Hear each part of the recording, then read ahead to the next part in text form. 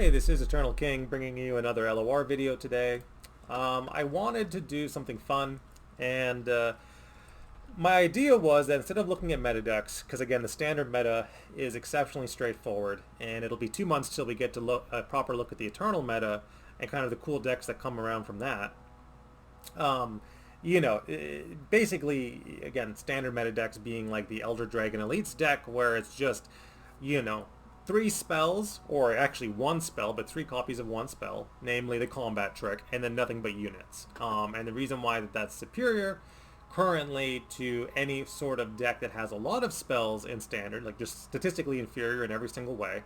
The reason for that is units, there just aren't enough spells that are high enough value to make playing a creature-based deck playing something that isn't a creature-based deck worthwhile. So like that's just a fact, statistically accurate, that Elder Dragon Elites is one of the best decks in the game, and it currently runs a single spell in the entire deck. That's just factually accurate. We get that out of the way. So with that out of the way, let's talk about something fun, which is off-meta standard brews that I've seen pop up. Now, what I'm going to do is I'm going to review two off-meta standard brews that are designed by the community, and then one standard brew that is designed by a major streamer, who I'm quite fond of and mentioned quite a bit. So let's go ahead and do that. That sounds like fun content. So first one is Ahiri. So I saw this pop up on Mastering Runeterra as an off-meta brew. Ahiri Kennen, a spell-based control deck with a kind of an elusive damage push kind of thing going on. I like this list quite a bit when I saw it. So it's running Snowdog, it's running Omen Hawk as a 3 of each, and basically attempting to deck buff your elusives. So things like your Bahiri Disciple, giving you draw, buffing your Ahiri, buffing your Kennen, and just kind of just like, I haven't seen Freljord Ionia in like a mid-range shell in a long time, so seeing this was cool. Running Glacial Saurian as a 5-drop, just a value cycling 5-drop. Unworthy Soul for the bounces, Concussive Palm for the stun, good stuff. A little bit of the God Willow Seedling for the combo wombo with Kennen, for turboing Kennen. We already talked about the dog being, a great card.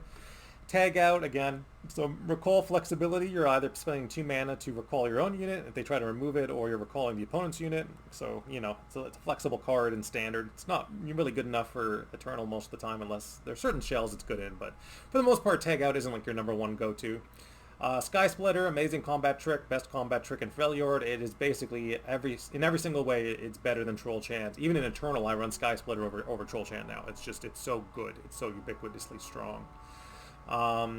Does everything Freljord wants. Conspirator, again, elusive damage, bounces things. Wuju style, has more combat tricks, damage, health, whatever you need on the swing. Children of the Forest is interesting. I don't quite know the application of this card, so like again, there's some things I don't know. There's certain cards that I see and I'm just like, wow, I've never seen this ever played before. So again, someone can kind of respond in the comments if you want, tell me the application of Children of the Forest in this deck. Cool tech for sure. Again, Wuju style, Disciple, Recall. So I guess the tag out isn't sufficient. This deck is usually you use Recall on Kennen to turbo the Kennen level, right, and play him multiple times. So again, that's a combo piece along with God Willow. Pretty nice deck. It's an actual deck. It's a high synergy deck with both the 3 of the Dancing Droplet, the 3 of the Disciple. So lots of elusive swinging, lots of drawing, lots of stunning, lots of recalling, lots of deck buffing, just kind of cool stuff. I like it a lot. It's a cool deck, good brew. So we'll give this one 100% on the standard scale. This is 100% brew on the standard scale. I like it a lot. Again, not too sure of the application of this card. Haven't seen it in action. I've never seen it been played before, so kind of cool. But yeah, I like it. Good standard brew, good deck, good balance between creatures and spells. Everything in here makes some measure of sense to me, which is this, kind of the mark of a good deck.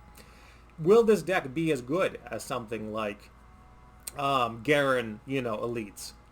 No, it will not. It will not be.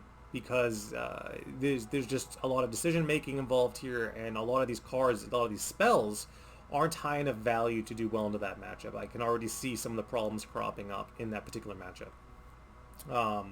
Namely, like what happens when you have a Ahiri down with Kennen, and then the opponent just plays the 4-mana double challenger and then drags both of them, and like, yeah, you can bounce them, but like you got to bounce them every turn, and it just seems like a challenging matchup.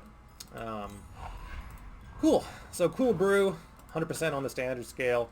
So that one was off Mastering Runeterra. Next one I saw was Morgana Bilgewater using the new landmark. So again, this is a creature beat 'em up deck, and that is, but I think this one's actually Sunny's, the Avatar of the Tides brew, where basically you use Avatar of the Tides, and then you cycle coins to get spells off Avatar of the Tides, and then using those spells, you get value. But again, like exceptionally, considering this deck is exceptionally creature focused. You know, you're getting cheap spells off Coral, you're getting the coins off of these units, you're getting a cheap spell off of 5-punch Pablo. You play a card with cost equal to my power. Okay, sure. I don't even know what's going on there. But yeah, this deck would be so much better in Eternal. Like it's almost painful because a lot of these cards you can tell are just like poor tech, like 5-punch Pablo in a list where he's not properly synergizing. You know, it's just, yeah, it is creature, this thing, when you spend mana to play a unit, refill 1 spell mana, it's just, I don't love this. So this is a Sunny deck, and this is kind of what I talk about with Sunny, where it's like, all right, I understand that you can win games with this because it is just like a creature-based swing style standard brew. And like that's good enough in a lot of cases, but there isn't enough synergy, there isn't enough reactivity, there isn't enough cool stuff happening here for me to kind of understand why this deck needs to exist. And it is in fact superior to Morgana Riven. And the answer is that it's not superior to Morgana Riven statistically, and it will never be superior to Morgana Riven. Therefore, why does this deck exist other than, hey, I want to play Avatar of the Tides in standard, and I want to make that as, you know, competitive as I can. And like, you know, good attempt, but you know, there's nothing really interesting going on there. So we'll give this a 0% on the standard, you know, 0% standard scale. This is the kind of deck I don't like seeing in standard, and this is the kind of deck that dominates standard, where it is just, you know, creature Hearthstone stuff with a little bit of maybe a few synergy points and the bare minimum of spells to get you through the match. Not my favorite kind of deck build.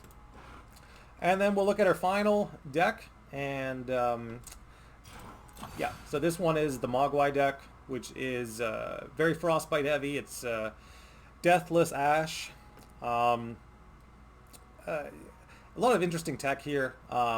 Personally, and this is just a preference thing, this is no knock to Mogwai, but Harrowing feels always very slow to me. I might just do the new Indestructible card.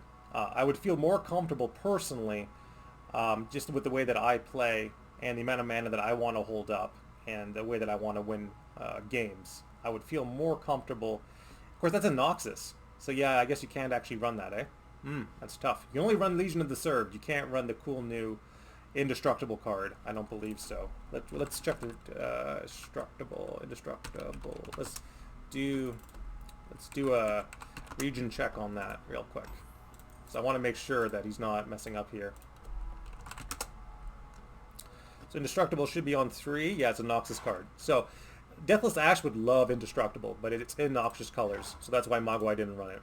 I would rather be in the triple Indestructible than the 3 Harrowing in this particular deck, but you can't. It's not an option. The other possible inclusion would be Rekindler, but the thing is there's only one champion, so he took out the Rekindler because there's not enough champions to guarantee the Rekindler value. So he took that out. So he's running the 3 Harrowings. So, you know, for now, until I get like any sort of testing with the deck, just keep it on that. There's not a lot of good finishers in this particular style of deck, but I like this. You know, the 1 Omen Hawk is interesting. I also don't know if you should be on Doggo or not. Doggo's quite good right now, so it's possible you should be on Doggo, the 2-mana new card.